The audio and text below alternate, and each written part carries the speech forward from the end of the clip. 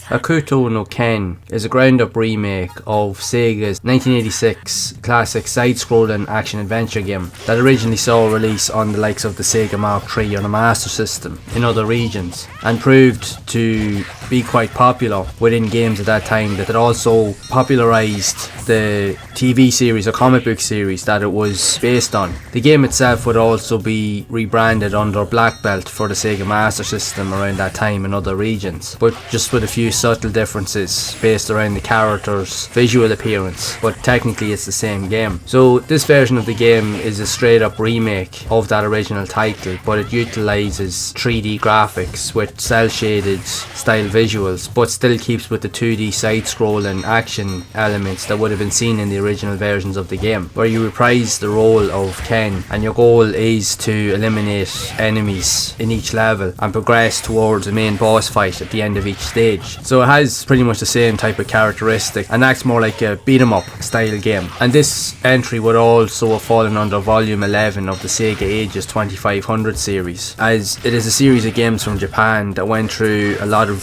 various remasters or remakes of classic Sega titles over the years. And you had a majority of other big classic hits from Sega, anything from Outrun to Golden Axe, Space Harrier, Virtua Racing. There was a ton of different games that were taken from Sega's classic catalogue and remade using modern graphics at that time. And many of these games, especially under the Sega Ages 2500 series, would only see a release in Japan, but there were a number of other titles that would have been compiled together for the Sega Classics collection that would have been released in other regions. So with the gameplay itself, it acts like an arcade style game, and with each level, while they're not overly long, the goal is to fight off waves of enemies while trying to get to the end, very like the original game seen on the Sega Master System or Mark III, where you have to fight pretty much an endless amount of enemies that will constantly appear on screen, all while trying to get to the end so that you can fight the boss on the next stage. So this game pretty much follows the same format, but unlike the original game, the level doesn't actually scroll too far. There is no real end point as such. In this one, you just have to keep defeating enemies until the end pretty much appears. It will let you know when the level is finished, but you will have to overcome a lot of different elements, with enemies being able to not only just attack you, but they can shoot you, they can throw knives and other weapons and even explosives at you as well. So you have to be mindful of your surroundings and utilise any movesets or special martial arts moves to your disposal that would have become synonymous with the series in order to progress. And this series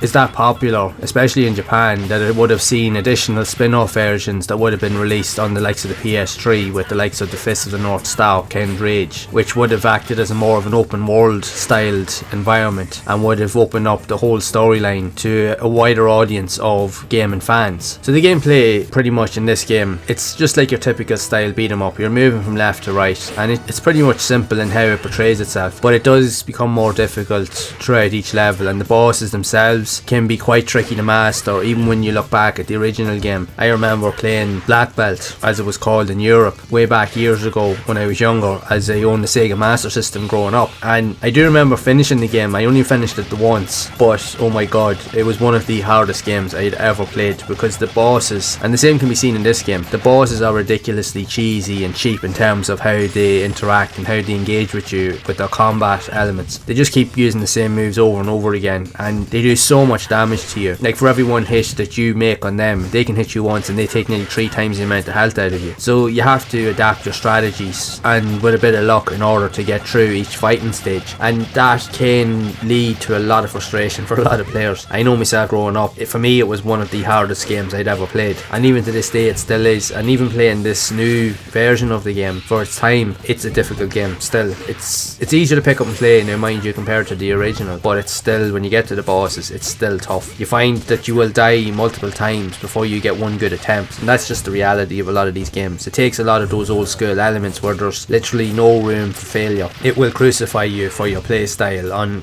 if you make mistakes, it's game over. That's just the reality of it. But the one noticeable addition with this game is that it also gives you access to the original 8-bit version of the original game as well. It was also released in Japan, so that in itself is pretty cool. So you have the full 8-bit game to play through as well, so there's multiple reasons to play through each of the games in question, and it really just depends on what you prefer the most. If you want to play the newer version of the game, you can, or if you want to experience the older, more classic version, you can do that also, which is pretty cool, and it's nice that they added that in, so it's a great addition to the package in general. But it's still tough as hell. Even recording this video, I went back to try and play it, and trying to get past even the first level or the first boss, I just got destroyed. I remember it was just as difficult as it's ever been, so it's such a tough game. Now if you love these type of games, definitely give this one a go. It will challenge you, but if you're up for a challenge, have a look at them and see what you think for yourself. Or if you find yourself getting frustrated, or if you're one of those type of players that equally gets frustrated with certain elements like this, it'll be the type of game that you probably should just leave well alone, because it will drive you mad. It's so cheap in terms of how the AI attacks you the whole time that it will just drive you absolutely crazy. So you might be best leaving it alone, but it really is up to yourself. You can experience it and see what you think, or you can just, like I said, leave it alone. Totally up to you. But I would love to know your thoughts of this game if you have played it, or did you even play the original 8-bit version way back years ago. I'd love to hear whatever stories you do have of this collection of games, so be sure to share it down in the comments below. And if you have enjoyed this video, make sure to leave a like, subscribe to the channel and hit that bell to be updated with future videos. And if you would like to see more content around other types of obscure and yet rare games that were also released on the PS2, then you can check out the playlist on screen to see more of those games in action. And I will see you all in the next one.